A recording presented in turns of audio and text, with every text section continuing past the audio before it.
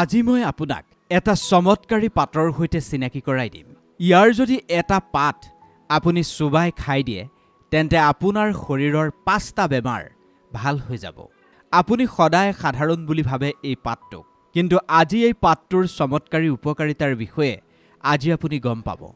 এই পাতটোৰ ভিতৰত এনে কিছু ঔষধি গুণ আছে যি গুণৰ দ্বাৰা আপোনাৰ শৰীৰত সৃষ্টি হোৱা 5টা বেমাৰ আপুনি ইয়াৰ দ্বাৰা ঠিক কৰিব পাৰিব।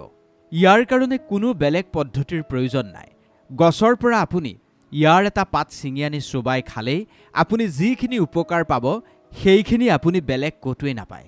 এই পাতৰ চমৎকাৰিতাৰ বিষয়ে জানিবৰ কাৰণে আপুনি ভিডিঅ'টো শেষলৈকে চাব লাগিব। নমস্কাৰ প্ৰিয় দৰ্শক, আমাৰ সেকেণ্ড চেনেল পজিটিভ ভাইবছৰ এটা নতুন ভিডিঅ'লৈ আপোনালোক সকলোকে স্বাগতম জনাইছোঁ। এই পাতটো আপুনি চিনি পাইছেনে? ইয়াৰ দুটা পাতৰ চমৎকাৰী উপকাৰিতাৰ বিষয়ে জানিলে আপুনিও হতবাক হ'ব। হয়তো আপুনি এই পাতটোৰ উপকাৰিতাৰ বিষয়ে আজিলৈকে বৰ বিশেষ ভালকৈ নাজানে। আমি আজি আপোনাক বুজাই দিম এই পাতটোৰ উপকাৰিতা কি কি। এনেকুৱা 5টা বেমাৰ আছে যি 5টা বেমাৰ ইয়াৰ দুটা পাতে ঠিক কৰি পেলাব পাৰে। ক'ব খুজিছোঁ মধুৰিআমৰ সেই কোমল দুটা পাতৰ ঔষধি গুণৰ বিষয়ে। মধুৰিআমৰ পাতৰ বিষয়ে বহুত গভীৰভাৱে গৱেষণা কৰা হৈছে, কিন্তু এই গৱেষণাবোৰ আজিহে হৈছে। আয়ুৰ্বেদ শাস্ত্ৰত মধুৰিআমৰ পাতৰ উপকাৰিতাৰ বিষয়ে বহু বছৰ পূৰ্বেই উল্লেখ আছে। যিসকলৰ মধুমেহ ৰোগ আছে, মানে ডায়েবেটিছ আছে, তেওঁলোকৰ বাবে মধুৰিআমৰ পাত অত্যন্ত উপকাৰী। যদি আপোনাৰ ব্লাড ছুগাৰ হাই হৈ আছে তেন্তে আপোনাক এই মধুৰিআমৰ পাতে যথেষ্ট সহায় কৰিব পাৰে।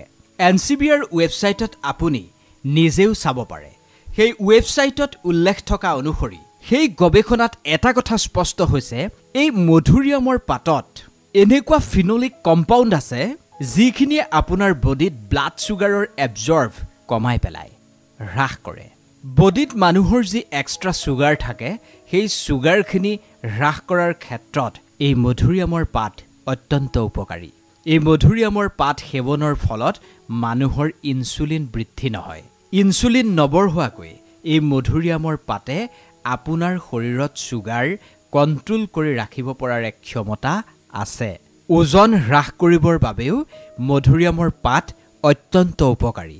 গৱেষণাত পোৱা গৈছে মধুৰিআমৰ পাতত এনেকুৱা বায়'এক্টিভ কম্পাউণ্ড আছে যিখিনিয়ে আপোনাৰ বডিত কেলৰিৰ এক্সপেণ্ডিচাৰ বঢ়াই তোলে। কেলৰি বাৰ্ণ হোৱাৰ যিটো প্ৰচেছ সেয়া স্পীড আপ হৈ যায় মধুৰিআমৰ পাত সেৱনৰ ফলত। যিহেতু এই মধুৰিআমৰ পাতে ছুগাৰ কণ্ট্ৰোল কৰে আৰু শৰীৰত যিবোৰ জিন থাকে যিখিনিয়ে আপোনাৰ ওজন হ্ৰাস কৰাত সহায় কৰে সেইখিনিতো যথেষ্ট প্ৰভাৱ পেলায় এই মধুৰিআমৰ পাতে। আৰু এই সকলোবোৰ মিলিয়েই দ্ৰুতগতিত ওজন হ্ৰাস কৰাত এই মধুৰিআমৰ পাতে আপোনাক সহায় কৰে। শৰীৰত বৃদ্ধি হোৱা কলেষ্টৰেলো হ্ৰাস কৰাত এই মধুৰিআমৰ পাতে যথেষ্ট পৰিমাণে সহায় কৰে। এই সন্দৰ্ভতো যথেষ্ট পৰিমাণৰ গৱেষণা হৈছে। গৱেষণাত পোৱা গৈছে যদি এজন মানুহক মধুৰিআমৰ পাতৰ চাহ বনাই খুওৱা হয় তেতিয়া বডিত মানে ব্লাডত যিখিনি HDL কলেষ্টৰেল থাকে সেইখিনিত কোনো ধৰণৰ প্ৰভাৱ নপৰে। HDL মানে যিখিনি ভাল কলেষ্টৰেল, কিন্তু যিখিনি বেয়া কলেষ্টৰেল যাৰ কাৰণে মানুহৰ হাৰ্ট ব্লক হ'ব পাৰে, মানে LDL যিখিনিক বোলে, যিখিনি ট্ৰাইগ্লিচাৰাইড বুলি কোৱা হয়, তেজত যি চৰ্বি জমা হৈ যায়, এই দুয়োটাকে মধুৰিআমৰ পাতে হ্ৰাস কৰে। যিমানবোৰ হৃদৰোগজনিত সমস্যা আছে এই LDL কলেষ্টৰেল মানে ট্ৰাইগ্লিচাৰাইড বৃদ্ধি হোৱাৰ কাৰণেই হয়। যদি এই দুয়োটাই আপোনাৰ নিয়ন্ত্ৰণত থাকে তেন্তে হৃদৰোগজনিত আপোনাৰ কোনো সমস্যা নহয়। আপোনাৰ কাৰ্ডিঅ'ভাস্কুলাৰ যি হেল্থ সেয়া ইম্প্ৰুভ হ'ব। হাৰ্ট এটেক, হাৰ্ট ব্লক যিবোৰ সততে হৈ থকা দেখা যায় সেইবোৰ হোৱাৰ চান্সেছ খুব কমি আহিব। মধুৰিআমৰ পাতে হজম শক্তি বৃদ্ধি কৰে।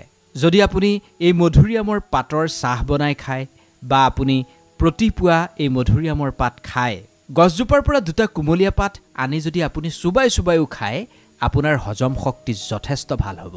বহু সময়ত ডায়েৰিয়া হোৱা মানুহকো এই মধুৰিআমৰ পাত খাবলৈ দিয়া হয়।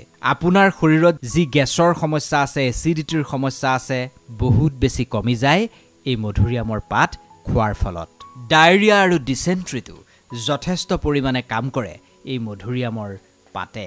এই মধুৰিআমৰ পাত আপোনাৰ অৰেল হাইজিনৰ বাবেও যথেষ্ট কাম কৰে। যদি আপোনাৰ জিভাখন ৰঙচুৱা হয়, গুটি গুটি উঠা নিচিনা হয়, খোৱা বোৱাৰ ক্ষেত্ৰত আপোনাৰ সমস্যা হয়, যদি আপোনাৰ দাঁতৰ বিষ হৈছে, এই সকলোবোৰৰ কাৰণে মধুৰিআমৰ পাত আপুনি খাব পাৰে। যদি আপুনি মধুৰিআমৰ পাতৰ উপকাৰিতা ল'ব বিচাৰিছে তেন্তে আপুনি এগিলাচ পানীত 7-8টা কুমলীয়া মধুৰিআমৰ পাত ডুবাই দিব আৰু সেইখিনি খুব ধুনীয়াকৈ উতলাব আৰু সেই পানীখিনিৰে আপুনি কুলি কুলি কৰিব।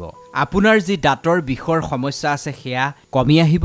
আপোনাৰ যি মুখ গহ্বৰৰ সমস্যা আছে এই সকলোবোৰ কমি আহিব। গুৱাভা লিভছ বা মধুৰিআমৰ পাত মানুহৰ ছালৰ বাবেও যথেষ্ট উপকাৰী। বিশেষকৈ শৰীৰত পৰা ক'লা দাগ আঁতৰাবৰ বাবে মধুৰিআমৰ পাত অত্যন্ত উপকাৰী। মধুৰিআমৰ পাতত এনেকুৱা এণ্টিছেপ্টিক গুণ পোৱা গৈছে যিখিনিয়ে আপোনাৰ ছালত থকা এথনিকোজিং বেক্টেৰিয়া কিল কৰে, মানে মাৰি পেলায়, আৰু আপোনাৰ স্কিনত থকা সেই ডাৰ্ক চাৰ্কল ক'লা দাগ দূৰ কৰি পেলোৱাত যথেষ্ট সহায় কৰে। যদি আপুনি আপোনাৰ ছালখন ভাল কৰি ৰখাৰ বাবে মধুৰিআমৰ পাত ব্যৱহাৰ কৰিব খুজিছে তেন্তে আপুনি 4-5টা মধুৰিআমৰ পাত ল'ব। সেই 4-5টা পাত আপুনি ধুনীয়াকৈ পিচি ল'ব আৰু সেই পিচাখিনি আপুনি নিজৰ মুখমণ্ডলত ধুনীয়াকৈ লগাই ল'ব পাৰে। যদি আপোনাৰ ক'লা দাগৰ সমস্যা আছে, যদি কিবা দাগ আছে, তাৰ ওপৰত আপুনি সুন্দৰকৈ এই পেষ্টখিনি লগালে আপুনি খুব এটা ভাল ৰিজাল্ট পাব। সেইখিনি লগাই আপুনি 15-20 মিনিট ৰৈ দিব, তাৰ পিছতহে কিন্তু মুখখন ধুব। যদি দিনত আপুনি দুবাৰ এনেদৰে কৰে তেন্তে আপুনি খুব ভাল এটা ৰিজাল্ট কম দিনৰ ভিতৰতেই লাভ কৰিব। এই 6টা চমৎকাৰী লাভৰ উপৰিও মধুৰিআমৰ পাত সেৱনৰ ফলত আপুনি আৰু বিভিন্ন লাভ পাবলৈ সক্ষম হ'ব। এই মধুৰিআমৰ পাত আপুনি যদি নিয়মীয়াকৈ খায়, যিমান আপোনাৰ পুৰণি চৰ্দি নাথাকক কিয় সেয়াও সোনকালে ভাল হ'ব। ব্ৰংকাইটিছৰ বাবে যথেষ্ট উপকাৰী এই মধুৰিআমৰ পাত। যদি শৰীৰত কিবা ঘাঁ আছে সেইখিনি শুকুৱাবৰ বাবে আপুনি এণ্টিছেপ্টিকৰ ৰূপত এই মধুৰিআমৰ পাত ব্যৱহাৰ কৰিব পাৰে। আৰু যিসকলৰ ডেংগু হয় সেই ৰোগীসকলৰ প্লেটলেট বঢ়াবৰ বাবেও এই মধুৰিআমৰ পাতৰ চাহ বনাই খুৱাব পাৰে। স্পাম কাউণ্ট বঢ়াবৰ বাবেও এই মধুৰিআমৰ পাত অত্যন্ত উপকাৰী। যদি আপোনাৰ এলাৰ্জিৰ সমস্যা আছে, যিকোনো প্ৰকাৰৰ এলাৰ্জি হ'ব পাৰে, তেনে ক্ষেত্ৰতো আপুনি মধুৰিআমৰ পাত ব্যৱহাৰ কৰিব পাৰে। এতিয়া প্ৰশ্নটো হ'ল আপুনি মধুৰিআমৰ পাত কেনেকৈ খাব বা কেনেকৈ ব্যৱহাৰ কৰিব। প্ৰিয় দৰ্শক, কেইটামান পদ্ধতিটো মই আপোনাক ইতিমধ্যে ভিডিঅ'টোত উল্লেখ কৰিছোৱেই। যেনে ধৰক আপুনি দাঁতৰ কাৰণে কেনেকৈ মধুৰিআমৰ পাত ব্যৱহাৰ কৰিব লাগিব, ছালৰ সমস্যা ঠিক কৰিবৰ কাৰণে কেনেকৈ মধুৰিআমৰ পাত ব্যৱহাৰ কৰিব লাগিব, এইখিনি মই ইতিমধ্যে আপোনাক উল্লেখ কৰিছোঁ। আৰু অন্যান্য লাভৰ বাবে যদি আপুনি মধুৰিআমৰ পাত ব্যৱহাৰ কৰিব খুজিছে তেনে ক্ষেত্ৰত আপুনি মধুৰিআমৰ পাতৰ চাহ বনাই, মানে 7-8টা পাত আপুনি লৈছে, লৈ পানীত ভালদৰে ধুই এগিলাচ পানীত আপুনি উতলাই সেয়া আপুনি চাহ বনাই আপুনি খাব পাৰে। বা আপুনি 2টা কুমলীয়া পাত লৈ সেয়া চুবাই চুবাই খালেও আপুনি এটা ভাল ৰিজাল্ট পাব। এই মধুৰিআমৰ পাত সেৱনৰ ফলত আপোনাৰ বৰ বিশেষ কোনো ক্ষতি নহয়। ইয়া প্ৰকৃতিয়ে আমাক দিয়া এক অপূৰ্ব বৰদান বুলিয়ে আপুনি ধৰি ল'ব পাৰে।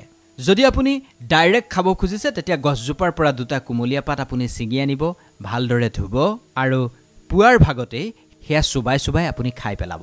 যদি আপুনি তেনেকৈ চুবাই চুবাই খাব নিবিচাৰে তেন্তে আপুনি চাহ বনায়ো, মানে 7-8টা পাত ছিঙি আনিলে পানীত উতলাই সেই ৰসখিনি আপুনি খাব পাৰে। পদ্ধতিটো আপোনাক মই শিকাই দিছোঁ। কুমলীয়া 4-5টা পাত আপুনি ছিঙি আনিব, হাতেৰে আপুনি পাতকেইটা অকণমান মোহাৰি আপুনি এটা চচপেনত সেই পাতকেইটা আপুনি দি দিব। আপুনি যিমান কাপ চাহ খায় সেই অনুসৰি পাত ল'ব আৰু সেই অনুসৰি আপুনি পানীৰ পৰিমাণটো নিজেই মিলাই ল'ব। তাৰপিছত পানীখিনি আপুনি গৰম কৰিব, বহুত বেছি উতলিবলৈ দিব। যদি আপুনি 1 কাপ চাহ খায় তেন্তে 2 কাপ পানী দিব, 1 কাপ উতলি শুকুৱাই ল'ব আৰু গৰম কৰাৰ পিছত আপুনি অকণমান ঠাণ্ডা হ'বলৈ দিব। ঠাণ্ডা হোৱাৰ পিছত আপুনি এচামুচ নেমুৰ ৰস বা এচামুচ মৌ মিহলাই আপুনি টেষ্ট অনুসৰি দিনটোত এবাৰ বা দুবাৰ খাব পাৰে। এয়া আপুনি খালী পেটতো খাব পাৰে আৰু পুৱাৰ নাস্তা কৰাৰ পিছতো আপুনি খাব পাৰে, সেয়া আপোনাৰ নিজৰ লগত কথা। যদি আপুনি দুবাৰ খাব বিচাৰে তেন্তে আপুনি সন্ধিয়া ইয়াৰ 1 কাপ খাব পাৰে। গৱেষণায়ো কৈছে মধুৰিআমৰ পাতৰ এই চাহ অত্যন্ত উপকাৰী।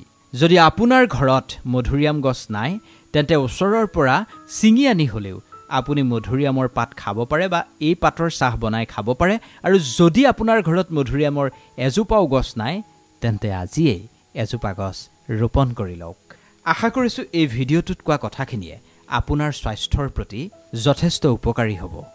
যদি এনেকুৱা ধৰণৰ আপুনি ভিডিঅ' নিয়মিতভাৱে পাই থাকিব বিচাৰে তেন্তে আপুনি আপোনাৰ মতামত বা আপোনাৰ অসুবিধা আমাক কমেণ্ট কৰি জনাব পাৰে। আমি সেই অনুসৰি ভিডিঅ' বনাবলৈ চেষ্টা কৰিম।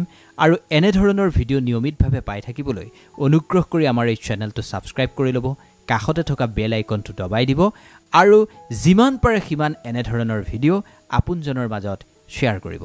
ধন্যবাদ।